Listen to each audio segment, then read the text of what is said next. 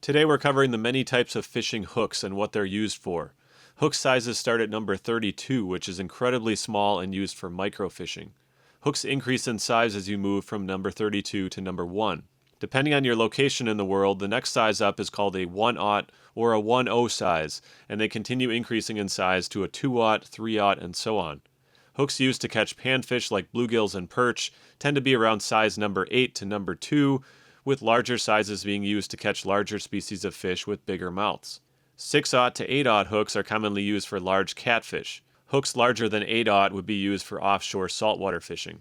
All hooks have the same basic design with an eye, a shank, a bend, a point, and a gap or gape, which is the distance between the point and the shank. Some hooks also have a barb near the point and may also have one or more barbs along the shank. Other hooks are completely barbless. The gauge of the hook is the thickness of the metal.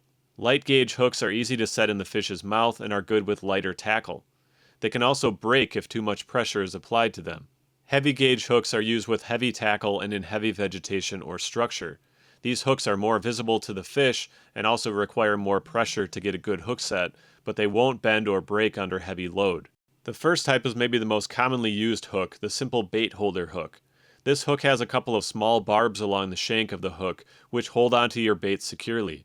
These work well for packing corn, worms, or dough balls on a hook for things like bluegills, carp, or catfish.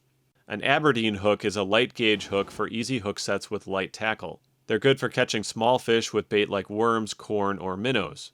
Since the wire is very thin, a large fish or hard hook set can bend or break these hooks. A drop shot hook is a light gauge hook that's popular in finesse bass fishing rigs like drop shot rigs, wacky rigs, or Nico rigs. These hooks are good for all kinds of fish though, and are good for everything from bottom fishing to bobber fishing. If I could only have one style of hook, it would be this one. Weedless hooks have a weed guard built into them, which is usually a couple of stiff bristles or a wire loop. The hook point is covered so that vegetation or other debris will slide over the bristles and not get caught on the hook. It allows you to fish deeper into vegetation without getting hung up.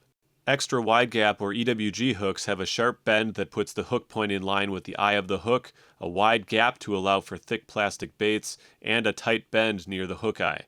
This design is commonly used in Texas rigs and other weedless rigs because you can bury the hook point into the top of a soft plastic bait and use it in heavy cover. Having your hook point covered can result in more missed fish, but the areas where you'd use these hooks are often impossible to fish with exposed hook points. When a fish bites and you set the hook, the fish's top jaw tends to push down on the plastic bait and the hook point comes out. Weighted swim bait hooks are similar to EWG hooks, but they have a weight wrapped around the bend of the hook. This weight hangs below the soft plastic swim bait and keeps it running straight instead of spinning around. The extra weight also gives you more casting distance and a faster sinking rate. A treble hook has 3 hooks on a single eye.